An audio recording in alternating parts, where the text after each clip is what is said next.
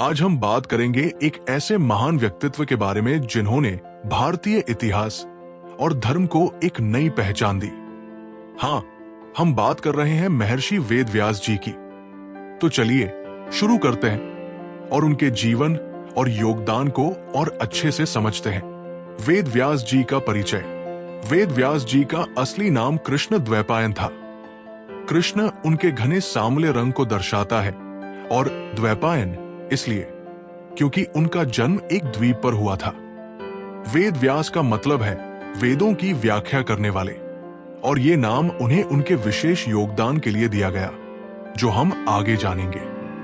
महाभारत और वेदव्यास जी। वेदव्यास जी को सबसे ज्यादा याद किया जाता है उनके महान ग्रंथ महाभारत के लिए। महाभारत न सिर्फ एक युद्ध की कहानी है बल्कि एक दर्पण है जिसमें जीवन के सभी पहलू समाये हुए हैं। इसका रचना वेदव्यास जी ने की थी और ऐसा माना जाता है कि उन्होंने गणेश जी की सहायता से इस ग्रंथ को लिखवाया। वेदव्यास बोलते गए और गणेश जी लिखते गए। वेदव्यास जी का योगदान।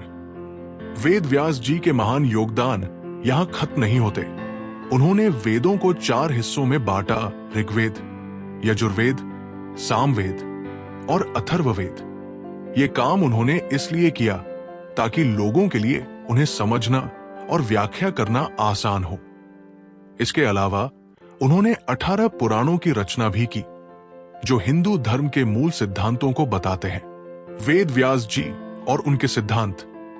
वेदव्यास जी के सिद्धांत हमें जीवन जीने की सही दिशा दिखाते हैं। उनका कहना था कि ज्ञान और ध्यान के साथ जीवन व्यतीत करना चाहिए।